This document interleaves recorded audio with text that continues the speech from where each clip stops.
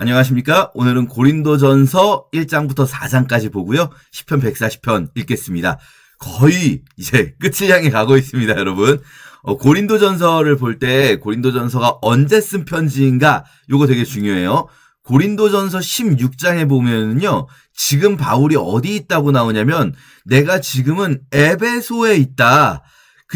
에베소에서 광대하고 유효한 문이 열려있기 때문에 내가 지금 당장은 에베소를 떠날 수가 없다. 그런데 내가 이번에 에베소 사역을 마무리하면 마케도니아 갔다가 너희에게 가서 겨울을 지낼 듯도 하다. 그 다음에 예루살렘 가려고 한다. 뭐 이렇게 되는 거거든요. 그러면 이때가 사도행전에 나오는 바로 에베소 두란노 서원에서 사역하는 그 시점이에요. 그 두란노 서원에서 사역을 하는 동안에 바울이 고린도 교회의, 그러니까 여러분 생각을 조금 기억을 되짚어보면 고린도 교회는 바울이 2차 전도 여행 때 세운 교회예요. 그때 이제 1년 반 이상 사역하면서 바울이 처음으로 길게 사역했던 교회인 거죠.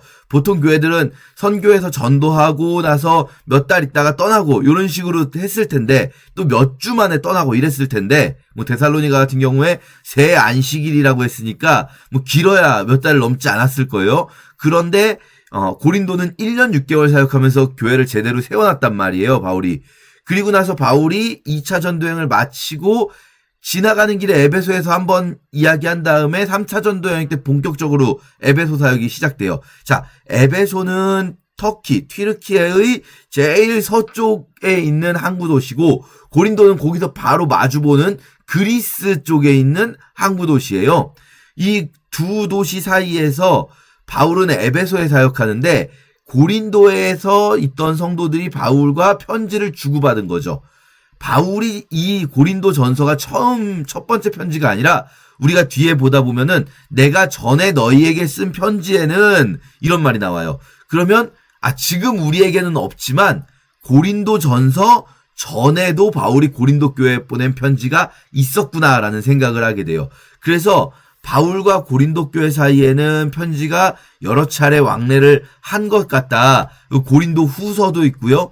또 고린도 후서 전에 편지를 썼던 것처럼 보이기도 해요. 그건 이제 고린도 후서 할 때 이야기를 또 더 할 텐데, 그러면서 고린도 전서의 구조는 하나의 주제에 집중되어 있다기보다는 고린도 교회의 상황을 바울이 들은 것들에 대해서 편지를 써요. 예를 들어서 1장에서 제일 첫 번째 나오는 이야기는 내 형제들아 글로에의 지편으로 너희에게 대한 말이 내게 들리니 라는 말은 고린도 교회 교인 중에 글로에라는 사람이 있었던 거예요. 근데 이 사람이 자기 하인을 통해서 글로에의 집편으로 라는 말은 자기 하인에게 야, 너 가서 바울 선생님 에베소에 계시니까 바울 선생님께 이것 좀 전해드리고 와 하면서 편지를 보낸 거예요. 그 바울에게 선생님 큰일 났어요.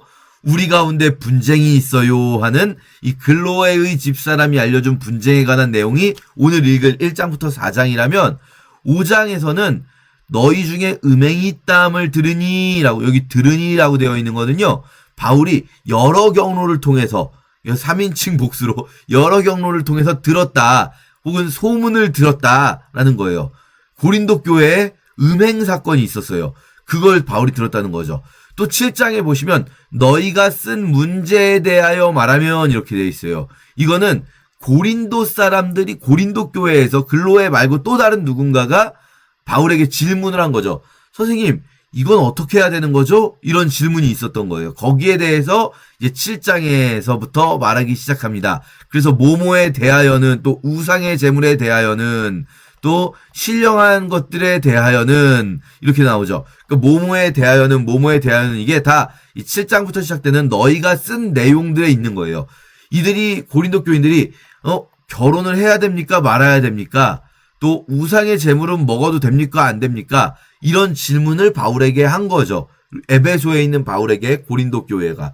그 내용에 대해서 바울이 대답을 하고 있는 부분들, 이런 것들이 고린도전서에 있다. 이렇게 고린도전서에 여러 주제가 있지만 제일 큰 주제 1장부터 4장까지 뿐 아니라 전반적인 이 모든 문제들에 대해서 바울이 제일 중요하게 여기면서 그 문제들의 원인은 바로 이런 거야 라고 지목하는 것은 바로 교회의 분열이다. 교회가 갈라지고 있다라는 거예요. 자, 그 내용을 우리가 오늘 볼 텐데요. 1장 1절부터 먼저 보시면 바울 서신을 볼 때 첫인사는 항상 발신자, 누구누구가 누구누구에게 수신자, 발신자, 수신자, 은혜와 평강 이렇게 돼요. 첫인사가. 그래서 누구누구가 누구누구에게 편지하노니 뭐 하나님 아버지와 그리스도 예수 안에서 은혜와 평강이 있기를 원하노라. 그러면 편지가 은혜와 평강 어디 있습니까? 3절에 있죠. 은혜와 평강이. 그러면 이게 로마서보다는 짧지만 로마서는 7절에 은혜와 평강이 있었잖아요. 로마서보다는 짧지만 첫인사가 늘어난 거예요. 원래 첫인사가 이제 기본만 딱 넣으면은 2절, 1절, 2절에 끝나게 돼 있어요. 그럼 뭐가 늘어났는가? 보면은 발신자는 짧아요. 하나님의 뜻을 따라 그리스도 예수의 사도로 부름받은 바울과 소스데네. 요거 이제 요 부분 추가된 거죠. 기본은 여기까지인데 형제 소스데네가 함께 있다. 요 정도 추가된 거죠. 이건 같이 있으니까 추가된 거고요. 자, 수신자. 고린도에 있는 하나님의 교회가 수신자인데 여기서 쭉 늘어나요. 하나님의 교회 곧 이렇게 해가지고 하나님의 교회가 어떤 것인가를 설명해주는 부분이 길게 늘어나 있어요. 그리고 은혜와 평강 부분은 그냥 기본. 하나님 우리 아버지와 주 예수 그리스도부터 은혜와 평강이 있기를 원하노라. 자, 수신자가 왜 늘어났는가? 교회가 무엇인지 설명하고자 해요. 그리스도 예수 안에서 거룩하여지고 성도, 거룩한 무리들이라고 부르심을 받은 자들과 또 각처에서 우리 주 그리스도가 우리의 주 대신 예수 그리스도의 이름을 부르는 모든 자들이 하나님의 교회예요. 자, 고린도 전서의 가장 중요한 주제는 교회의 거룩성이에요. 교회는 거룩해야 한다라는 겁니다. 물론 이제 교회의 하나됨을 의미할 수도 있지만 제가 로마서에서 교회의 하나됨이라고 말씀드렸는데 고린도전서에서 왜 교회의 거룩성이라고 부르냐? 이게 약간 느낌이 달라요.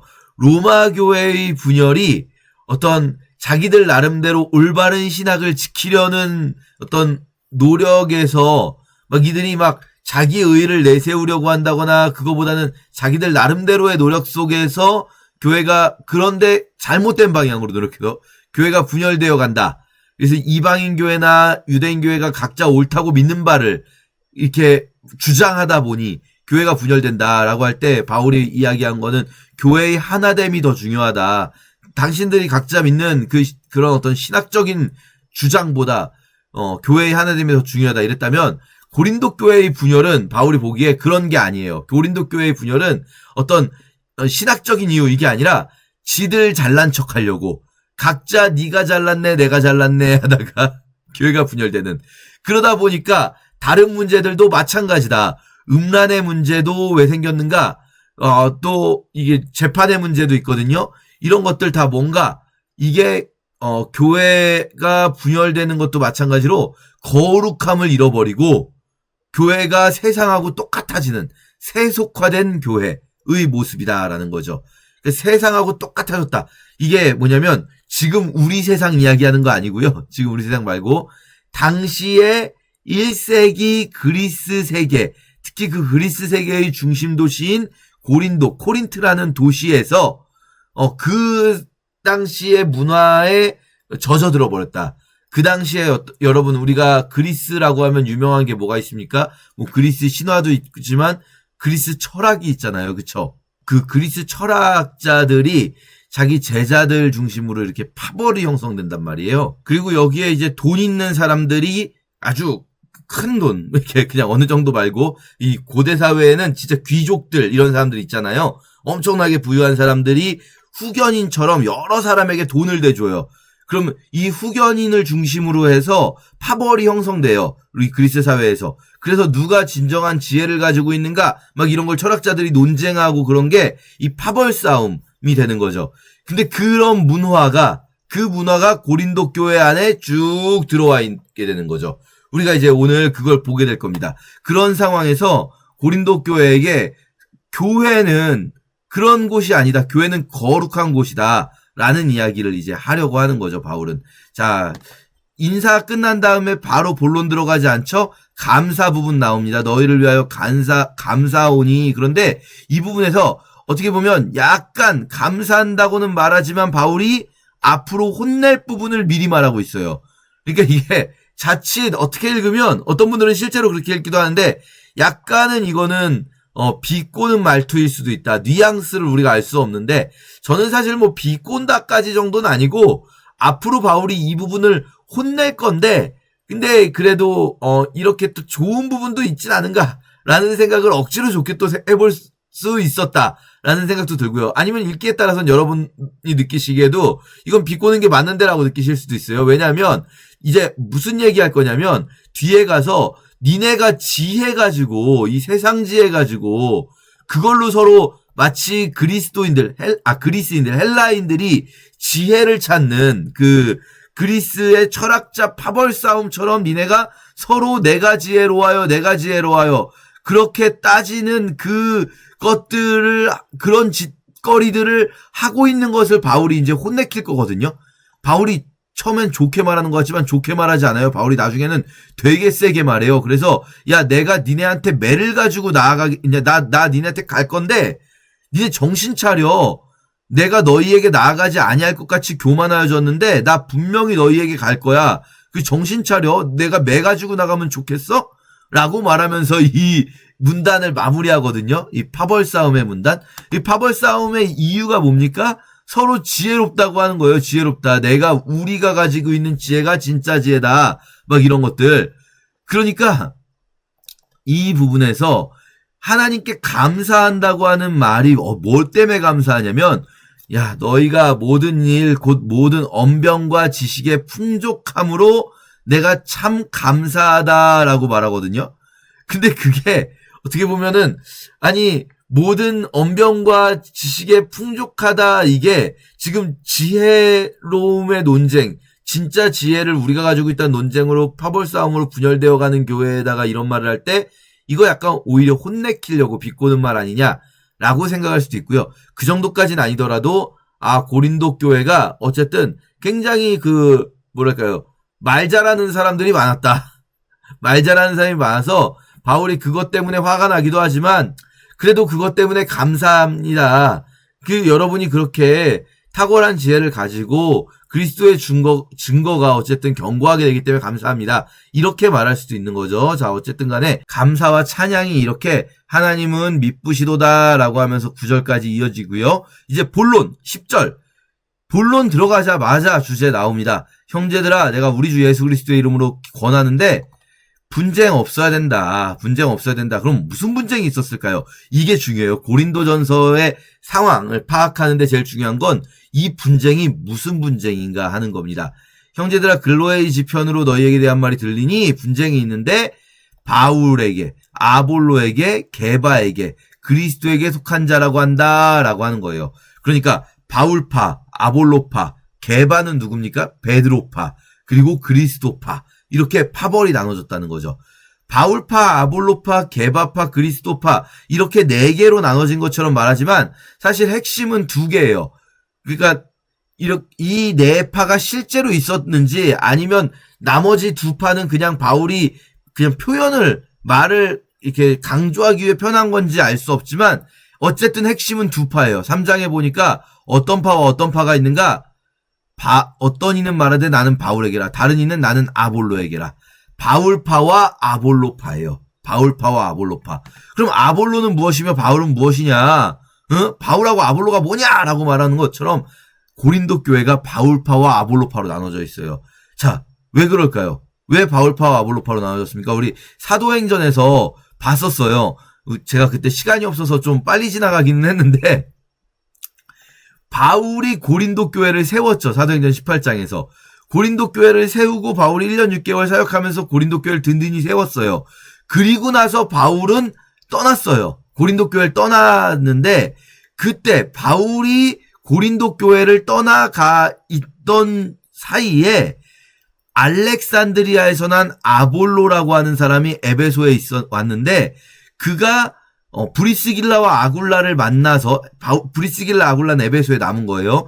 그래서 브리스길라 아굴라에게 더 자세히 배운 후에 아볼로가 아가야로 건너가고자 했다고 하죠. 아가야가 바로 고린도가 있는 곳이에요. 아가야 속주의 주도가 고린도가 되는 거예요. 그 고린도로 가야겠습니다 했더니 고린도에는 브리스길라 아굴라가 사역한 교회가 있는 거잖아요. 바울과 함께 세운 교회가. 그러니까 브리스길라 아굴라가 편지를 써서 영접하라라고 했다는 거예요. 그러면 아볼로가 브리스길라 아굴라의 추천장을 들고 고린도 교회로 온 거예요. 바울이 쉽게 말하면 바울이 고린도 교회의 설립자라면 그 이후에 아볼로는 마치 예를 들면 후임 목회자 같은 거죠.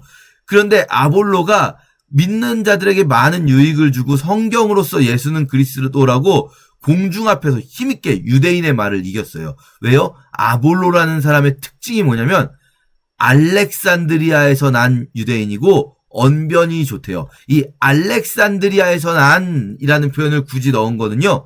알렉산드리아, 이집트에 있는 도시죠. 이집트 알렉산드리아가 당시에 아주 유명한 게 뭐였냐면 수사학으로 유명했어요. 수사학이 뭐냐? 말 잘하는 학문이에요.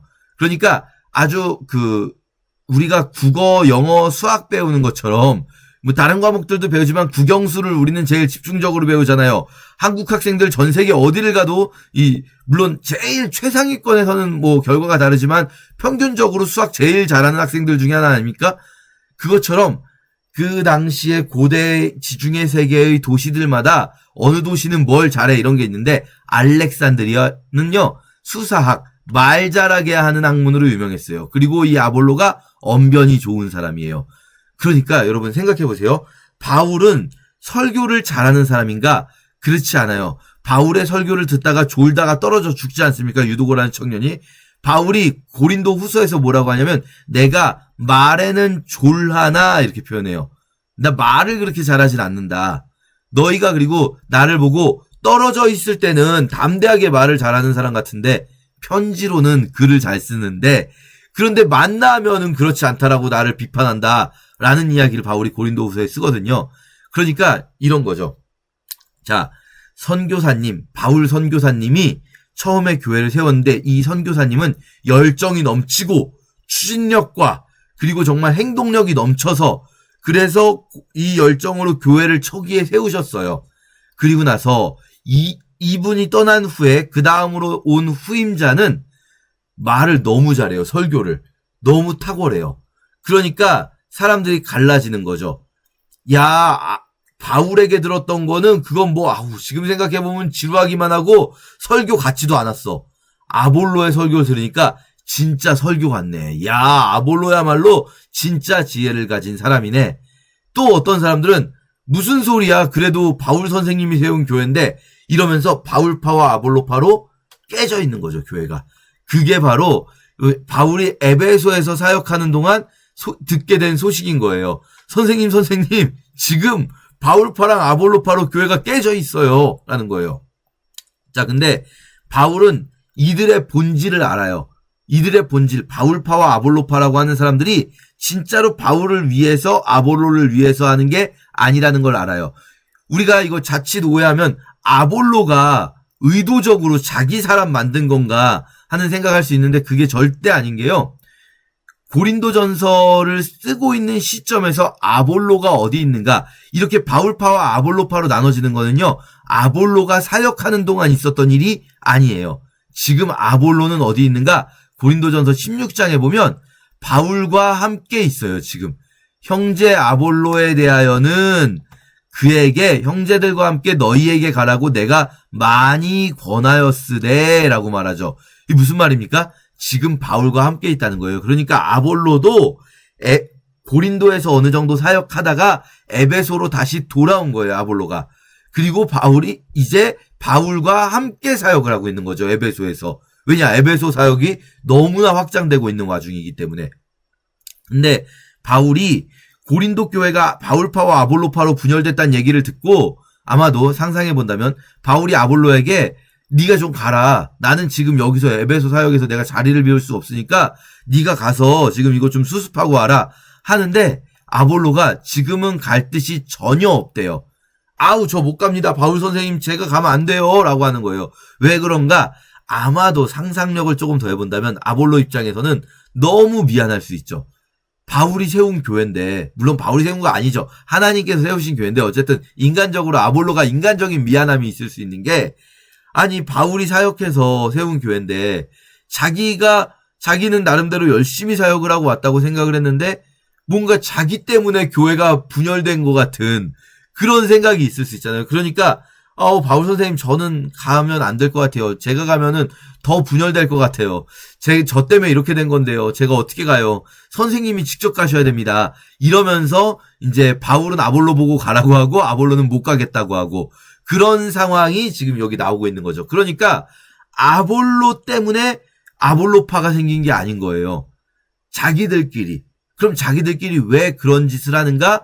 바울이 보니까 여기 여러분 1장부터 4장까지의 주제가 분열인데 분열의 치유인데 많이 나오는 키워드. 그러니까 성경을 읽을 때 어떤 단어가 많이 나오는 거 주의해서 보셔야 돼요. 자, 많이 나오는 키워드가 뭐냐면은요. 지혜예요, 지혜. 지금 처음에는 바울이 자기 파 없다라는 얘기하려고 세례를 베풀지 않았다. 내가 몇 명, 아주 소수 외에는 세례를 베풀지 않았다. 라고 하면서 나한테 직접 세례받았다. 내 파다. 나는 바울 정통이다. 이런 소리 하는 사람들 다 무시해라. 그런 거 없다. 라는 이야기 하려고 하는 거고요. 이제 1장 뒤에서부터는요. 지혜 있는 자들의 지혜를 멸하고 지혜 있는 자가 어디 있냐? 이 세대의 변론가가 어디 있냐? 이 세상의 지혜 미련하게 하려고 하신 것 아니냐? 하나님의 지혜는 세상이 자기 지혜로는 하나님을 알지 못하는 것 아니냐? 유대인은 표적을 구하고 헬라인은 지혜를 찾지만 우리는 이방인들이 보기에 미련한 것을 전하는 자들 아니냐? 이 지혜라는 단어가 계속 반복돼요. 왜요? 아까 말씀드린 대로 이 파벌 싸움의 본질이 무엇인가? 바울이 판단하기에는 이 그리스 사회에 있었던 지혜 논쟁인 거예요. 그러니까 이 그리스 사회가 부유한 후견인을 중심으로 해서 파벌이 형성되고 그 파벌들이 각자 철학자들의 이름을 대면서 실제로 그 철학자들이 원한 것도 아닌데 각자 철학자들의 이름을 대면서 우리 철학자야말로 이쪽 철학이야말로 진짜 지혜다. 진정한 소피아를 가지고 있다. 이 소피아라고 해요, 지혜.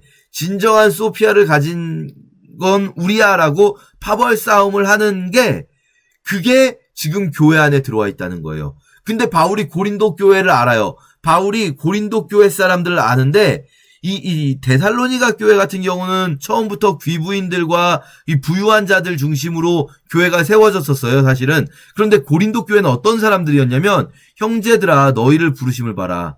너희들 육체를 따라서는 지혜로운 자가 많지 않고 능한 자가 많지 않고 문벌 좋은 자가 많지 않다. 근데 하나님께서 세상에 미련한 자들을 택하셔서 지혜 있는 자들을 부끄럽게 하시려고 약한 것들을 택하셔서 강한 것들을 부끄럽게 하시려고 너희를 택하셨던 것 아니냐. 근데 니네들 왜 지금 그러고 있냐. 왜 자랑하고 있냐. 또 하나 키워드 자랑. 지혜, 자랑 이런 단어들이 많이 나와요.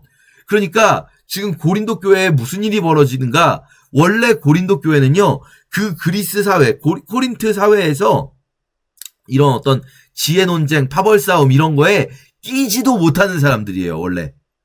원래 거기에 낄 만큼 그거는 이제 사회를 주도하는 유명 인사들, 명망 있는 가문들 중심으로 벌어지는 거예요. 그 파벌 싸움이라는 게, 그 철학 논쟁이.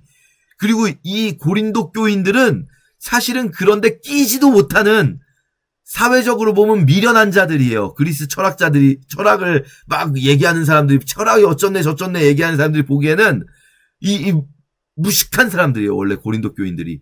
근데 그들이 교회라고 모아놨더니 갑자기 지들이 세상 사람들이 하는 거 그거 똑같이 하고 있는 거예요. 그 바울이 열이 받는 겁니다. 지금 여러분 고린도전서를 보면 바울이 처음에는 이게 1장은 그래도 부드럽거든요, 어조가. 2장, 3장 가면서 어조가 4장쯤 되면은 내가 매를 들고 나아가야겠냐라고 점점 어조가 세져요. 바울이 좀 화가 났습니다. 자, 형제들아, 내가 하나님의 증거를 전할 때 말과 지혜의 아름다운 것으로 했냐? 우리가 무슨 말 잘하고 지혜 있고 그런 걸로 해야 되는 거냐? 그리스도와 십자가에 못 박히신 것 외에는 나는 아무것도 알지 않기로 작정했다. 그러면서 설득력 있는 지혜의 말로 하는 거 아니다. 우리의 사역은. 이런 이야기들.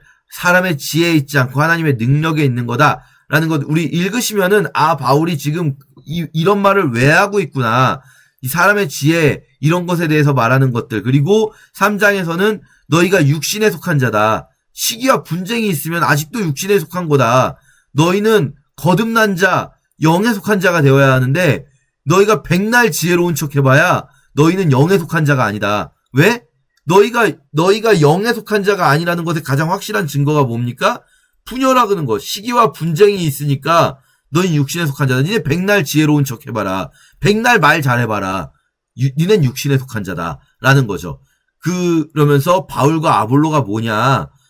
나는 심었고 아볼로는 물을 주었지만 우리는 아무것도 아니다. 자라나게 하시는 건 하나님이다.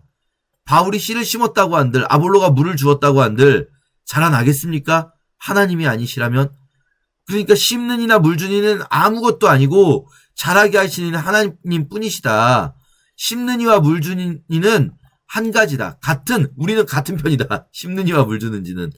그래서 우리는 하나님의 동역자들이고 너희는 하나님의 밭이고 하나님의 집이다. 너희가 하나님의 집이기 때문에 내가 은혜롭게 이 건축을 할 수 있었다. 너희 교회를 세울 수 있었다. 그리고 계속 다른 사람들도 집을 세워가고 있다. 그런데 이거 조심해야 된다라고 하면서 유명한 비유가 나와요. 여러 가지 재료로 집을 만들었는데 이 집이 불이 났을 때 타버리는 집이 있고 안 타고 버텨내는 집이 있다. 그게 공적이 나타나는 거다라고 말씀하시는데 요 비유 우리가 유명하긴 한데 어떻게 많이 생각하냐면 개개인의 공적을 이야기하는 걸로 생각을 하세요. 그런데 지금 이 문맥은 뭐냐면요. 교회 이야기하는 거예요. 교회. 하나님의 집인 교회를 세우는데 그 하나님의 집이 교회가 무너질 수 있다는 거예요. 그래서 너희가 하나님의 성전인 것이라고 말할 때요. 여기서 개개인이 하나님의 성전이라고 말하는 게 아니에요. 너희는 뭡니까? 교회 공동체가 하나님의 성전인 것이라고 말하는 거예요. 이거 바울 신학에서 굉장히 중요합니다. 예수는 성전 짓는 자였잖아요. 그럼 이 메시아가 성전을 지어야 한다. 이거 말씀드렸었죠. 이 다윗이 받은 언약에서 다윗의 후손 메시아는 성전 짓는 자예요. 그럼 예수가 지으신 성전이 뭡니까? 그의 몸이시고요. 그의 몸이 뭡니까? 교회 공동체인 거예요. 그러니까 로마서 12장에 각각 개개인이 성령이 거하시는 전이에요.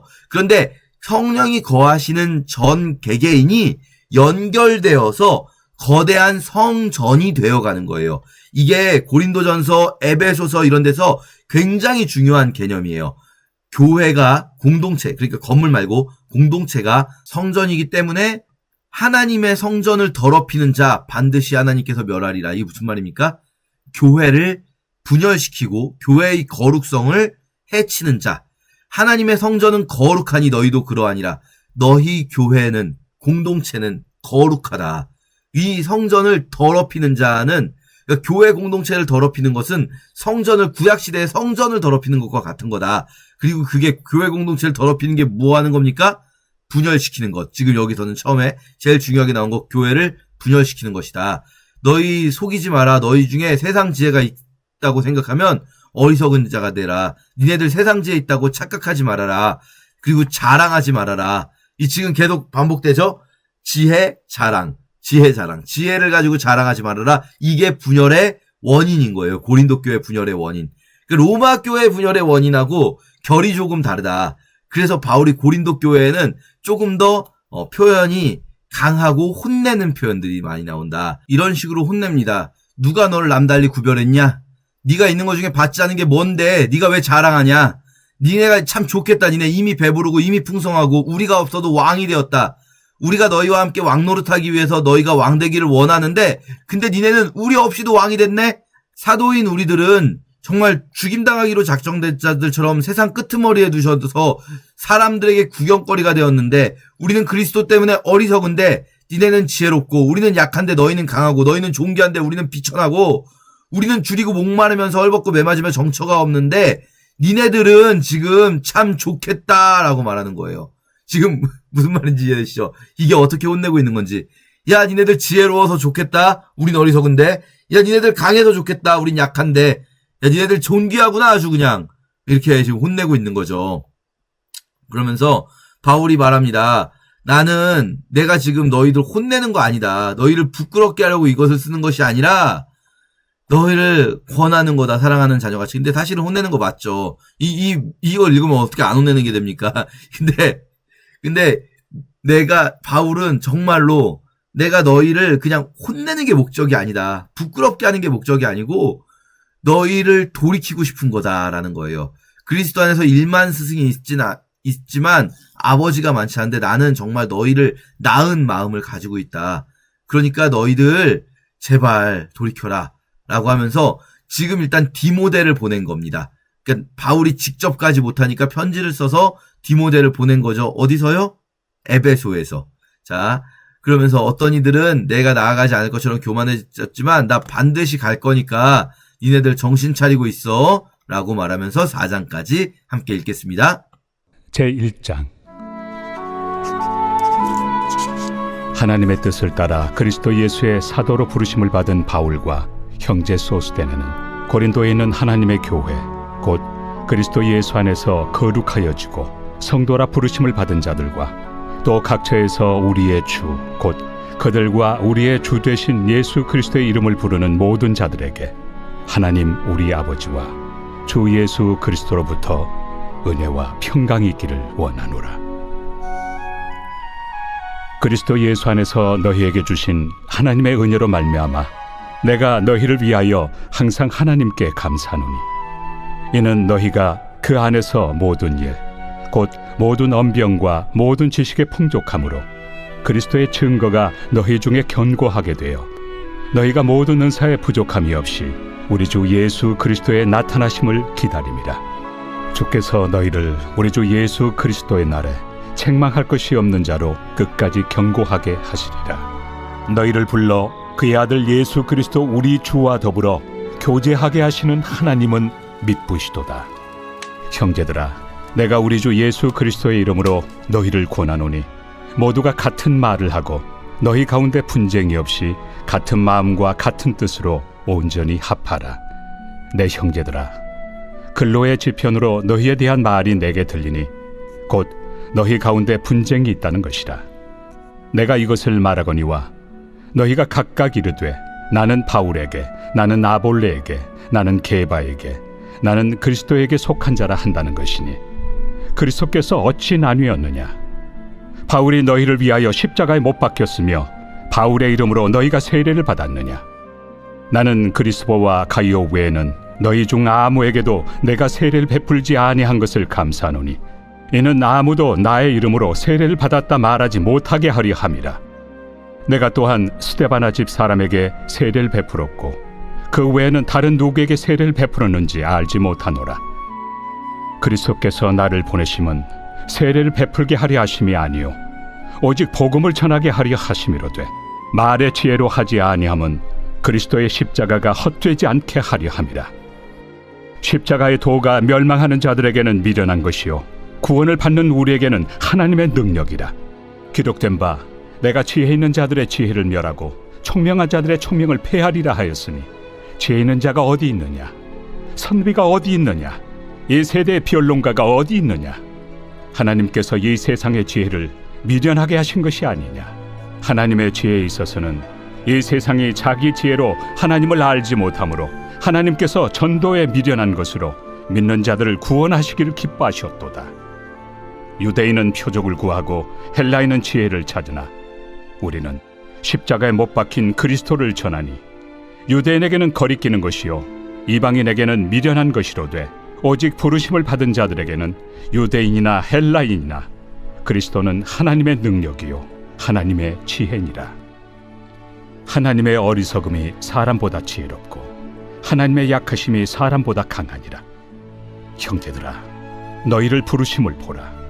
육체를 따라 지혜로운 자가 많지 아니하며 능한 자가 많지 아니하며 문벌 좋은 자가 많지 아니하도다. 그러나 하나님께서 세상의 미련한 것들을 택하사 지혜 있는 자들을 부끄럽게 하려 하시고 세상의 약한 것들을 택하사 강한 것들을 부끄럽게 하려 하시며 하나님께서 세상의 천한 것들과 멸시받는 것들과 없는 것들을 택하사 있는 것들을 폐하려 하시나니 이는 아무 육체도 하나님 앞에서 자랑하지 못하게 하려 하심이라.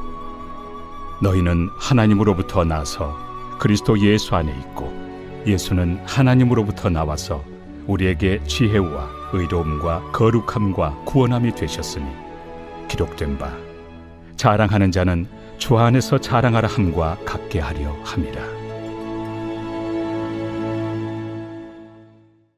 제2장. 형제들아, 내가 너희에게 나아가 하나님의 증거를 전할 때 말과 지혜의 아름다운 것으로 아니하였나니, 내가 너희 중에서 예수 그리스도와 그가 십자가에 못 박히신 것 외에는 아무것도 알지 아니하기로 작정하였습니다. 내가 너희 가운데 거할 때 약하고 두려워하고 심히 떨었노라.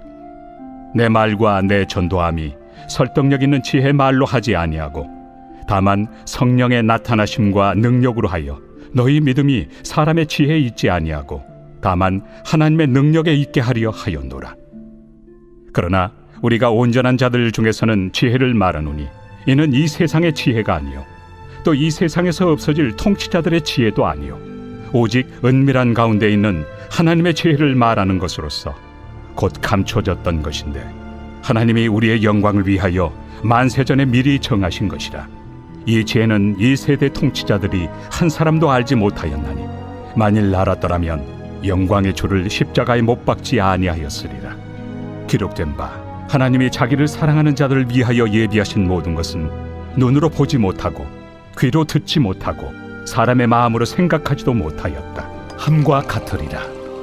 오직 하나님이 성령으로 이것을 우리에게 보이셨으니 성령은 모든 것 곧 하나님의 깊은 것까지도 통달하시느니라. 사람의 일을 사람의 속에 있는 영 외에 누가 알리요? 이와 같이 하나님의 일도 하나님의 영 외에는 아무도 알지 못하느니라. 우리가 세상의 영을 받지 아니하고 오직 하나님으로부터 온 영을 받았으니 이는 우리로 하여금 하나님께서 우리에게 은혜로 주신 것들을 알게 하려 하심이라. 우리가 이것을 말하거니와 사람의 지혜가 가르친 말로 아니하고 오직 성령께서 가르치신 것으로 하니 영적인 일은 영적인 것으로 분별하느니라. 육에 속한 사람은 하나님의 성령의 일들을 받지 아니하나니 이는 그것들이 그에게는 어리석게 보이며 또 그는 그것들을 알 수도 없나니 그러한 일은 영적으로 분별되기 때문이라. 신령한 자는 모든 것을 판단하나 자기는 아무에게도 판단을 받지 아니하느니라. 누가 주의 마음을 알아서 주를 가르치겠느냐? 그러나 우리가 그리스도의 마음을 가졌느니라. 제3장. 형제들아, 내가 신령한 자들을 대함과 같이 너희에게 말할 수 없어서 육신에 속한 자 곧 그리스도 안에서 어린아이들을 대함과 같이 하노라. 내가 너희를 저주로 먹이고 밥으로 아니하였노니 이는 너희가 감당하지 못하였음이거니와 지금도 못하리라. 너희는 아직도 육신에 속한 자로다. 너희 가운데 시기와 분쟁이 있으니 어찌 육신에 속하여 사람을 따라 행함이 아니리요. 어떤 이는 말하되 나는 바울에게라 하고 다른 이는 나는 아볼로에게라 하니 너희가 육의 사람이 아니리요. 그런즉 아볼로는 무엇이며 바울은 무엇이냐? 그들은 주께서 각각 주신 대로 너희로 하여금 믿게 한 사역자들이니라. 나는 심었고 아볼로는 물을 주었으되 오직 하나님께서 자라나게 하셨나니 그런즉 심는 이나 물 주는 이는 아무것도 아니로되 오직 자라게 하시는 이는 하나님뿐이니라.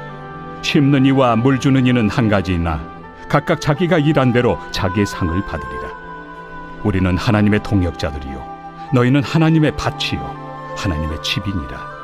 내게 주신 하나님의 은혜를 따라 내가 지혜로운 건축자와 같이 터를 닦아두매 다른 이가 그 위에 세우나 그러나 각각 어떻게 그 위에 세울까를 조심할지니라. 이 닦아둔 것 외에 능히 다른 터를 닦아둘 자가 없으니 이 터는 곧 예수 그리스도라. 만일 누구든지 금이나 은이나 보석이나 나무나 풀이나 지프로 이 터 위에 세우면 각 사람의 공적이 나타날 터인데 그날이 공적을 밝히리니 이는 불로 나타내고 그 불이 각 사람의 공적이 어떠한 것을 시험할 것입니다. 만일 누구든지 그 위에 세운 공적이 그대로 있으면 상을 받고 누구든지 그 공적이 불타면 해를 받으리니 그러나 자신은 구원을 받되 불 가운데서 받은 것 같으니라. 너희는 너희가 하나님의 성전인 것과 하나님의 성령이 너희 안에 계시는 것을 알지 못하느냐? 누구든지 하나님의 성전을 더럽히면 하나님이 그 사람을 멸하시리라. 하나님의 성전은 거룩하니 너희도 그러하니라. 아무도 자신을 속이지 말라. 너희 중에 누구든지 이 세상에서 지혜 있는 줄로 생각하거든 어리석은 자가 되라. 그리하여야 지혜로운 자가 되리라. 이 세상 지혜는 하나님께 어리석은 것이니 기록된 바 하나님은 지혜 있는 자들로 하여금 자기 꾀에 빠지게 하시느니라 하였고, 또 주께서 지혜 있는 자들의 생각을 헛것으로 아신다 하셨느니라. 그런즉 누구든지 사람을 자랑하지 말라. 만물이 다 너희 것입니다. 바울이나 아볼로나 게바나 세계나 생명이나 사망이나 지금 것이나 장래 것이나 다 너희의 것이요 너희는 그리스도의 것이요 그리스도는 하나님의 것이니라.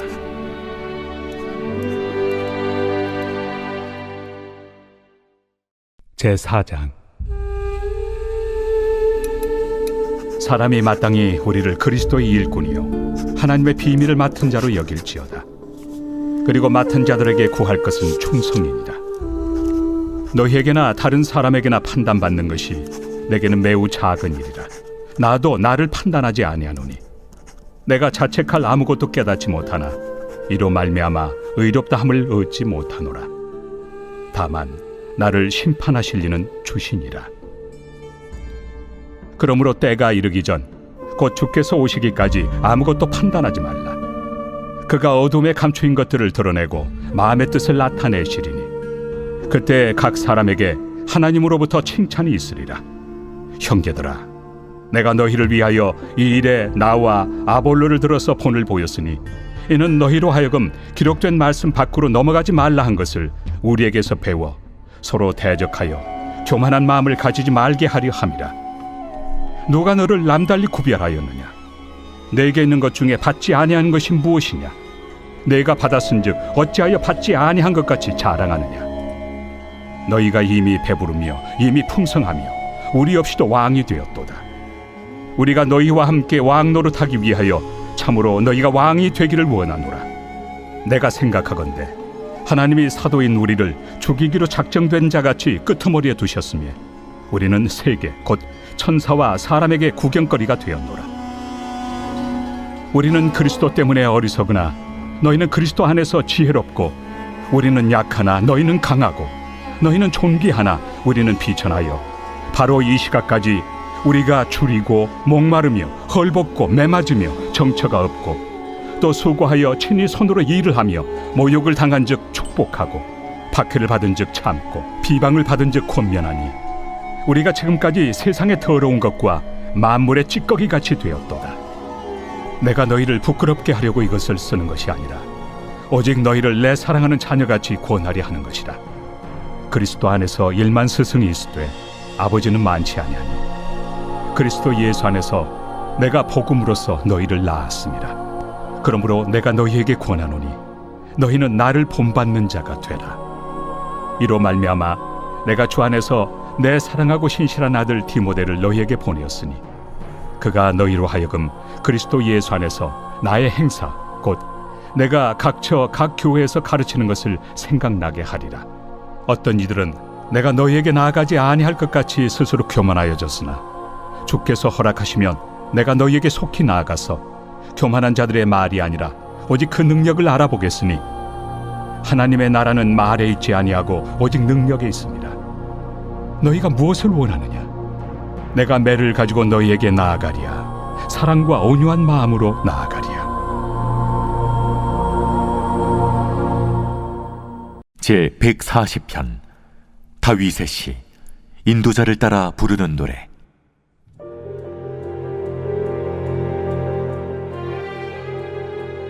여호와여, 악인에게서 나를 건지시며 포악한 자에게서 나를 보존하소서. 그들이 마음속으로 악을 꾀하고 싸우기 위하여 매일 모이오며 뱀같이 그 혀를 날카롭게 하니 그 입술 아래에는 독사의 독이 있나이다. 여호와여, 나를 지키사 악인의 손에 빠지지 않게 하시며 나를 보존하사 포악한 자에게서 벗어나게 하소서. 그들은 나의 걸음을 밀치려 하나이다. 교만한 자가 나를 해하려고 올무와 줄을 놓으며 길 곁에 그물을 치며 함정을 두었나이다. 내가 여호와께 말하기를 주는 나의 하나님이시니 여호와여, 나의 간구하는 소리에 귀를 기울이소서 하였나이다. 내 구원의 능력이신 주 여호와여, 전쟁의 날에 주께서 내 머리를 가려주셨나이다.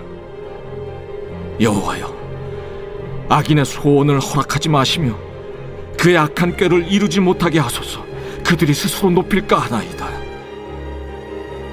나를 에워싸는 자들이 그들의 머리를 들 때 그들의 입술의 재난이 그들을 덮게 하소서. 뜨거운 숯불이 그들 위에 떨어지게 하시며 불 가운데와 깊은 웅덩이에 그들로 하여금 빠져 다시 일어나지 못하게 하소서.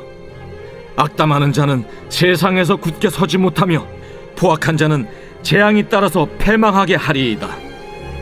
내가 알거니와 여호와는 고난당하는 자를 변호해 주시며 궁핍한 자에게 정의를 베푸시리이다. 진실로 의인들이 주의 이름에 감사하며 정직한 자들이 주의 앞에서 살리이다.